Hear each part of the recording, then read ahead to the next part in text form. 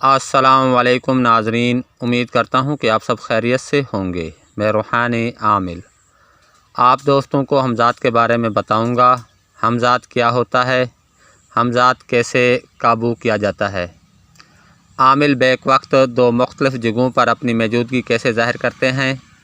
عملیات کی دنیا میں اس بات پر یقین کیا جاتا ہے کہ ہر انسان کے ساتھ اس کا حمزات بھی جنم لیتا ہے۔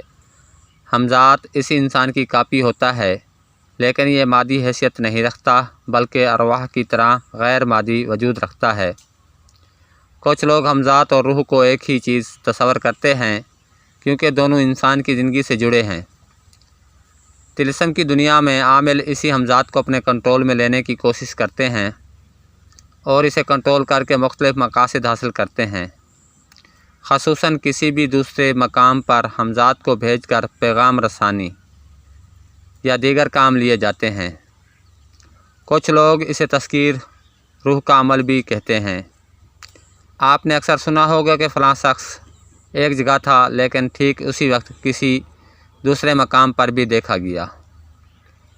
اکثر صاحبان کشف اور اولیاء کرام بھی کئی کوس دور اپنی موجودگی ظاہر کرتے رہے ہیں، جبکہ وہ جسمانی طور پر کہیں اور مصروف تھے۔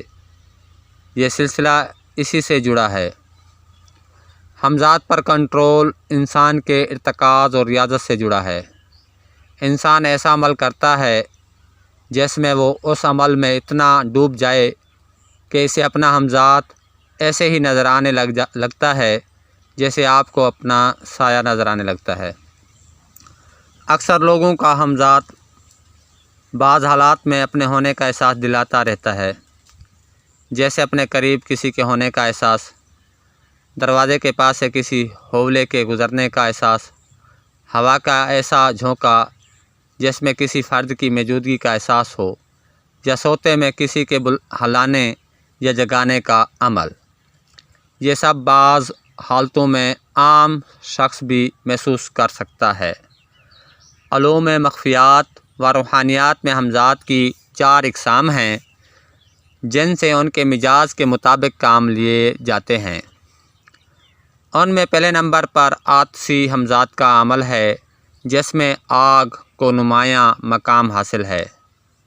اس عمل کے دوران چراغ کو جلا کر پوست پر رکھا جاتا ہے یا پھر سورج کو دیکھ کر عمل کیا جاتا ہے۔ بعض حالتوں میں یہ عمل سورج گرہن کے وقت کیا جاتا ہے۔ اس سلسلے میں ایک طریقہ صندل وغیرہ کی لکڑی کو کوئلوں پر رکھ کر کرنے کا بھی ہے۔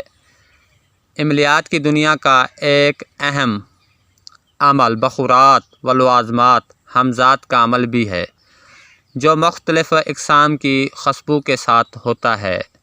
حمزات کے مختلف اعمال منتروں سے بھی اخذ ہیں۔ اس کے بعد ایک اہم عمل خاکی حمزات کا ہے، جس میں آگ، پانی اور ہوا کا دخل نہیں ہوتا۔ اس عمل میں زمین پر بیٹھ کر یا لیٹ کر مٹی پر نگاہ جمائی جاتی ہے اور مٹی کے ڈھیلے بنا کر یا مٹی کی تسبیح بنا کر اس پر پڑھائی وغیرہ شامل ہے۔ اس کے بعد آبی حمزات کا عمل ہے، جس میں کسی دریا، نہر، ندی یا تالاب کے کنارے ایسی جگہ بیٹھا جاتا ہے جہاں پر لوگوں کی آمد و رفت نہ ہوتی ہو۔ اس میں کنارے پر بیٹھ کر یا پانی میں کھڑے ہو کر پانی میں بہنے والے سائے پر نگاہ جمائی جاتی ہے، یا ایک عمل میں پانی کے اندر بیٹھ کر جہاز یا کشتی میں رہ کر عمل کیا جاتا ہے اور عامل اتنے دن پانی میں ہی رہتا ہے۔ آپ نے اکثر ایسے چلے کا سنا ہوگا جو عامل دریا میں ایک پاؤں پر کھڑے ہو کر کرتا ہے۔ آبی حمزات میں پانی کو خاص عمل دخل ہے، خاص طور پر بنگال کے جادوگر یہ عمل کرتے رہے ہیں۔ حمزات کی تذکیر کے علوم کے حوالے سے بہت سے وظائف اور عملیات موجود ہیں، لیکن یہ عمل انتہائی حساس ہیں۔ کسی بھی شخص کا ایک طرف سے اپنی روح پر قبضہ اتنا آسان کام نہیں جتنا کہ ظاہر کیا جاتا ہے۔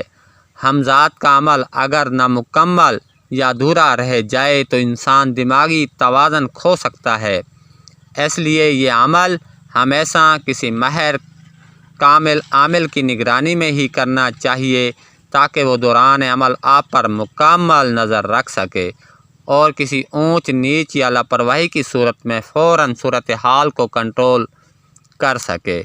حمزات کے عمل کو کبھی بھی بغیر استاد کے نہ کیا جائے۔ دوستو اب مجھے اجازت دیں، اگلی ویڈیو تک کے لیے اللہ حافظ۔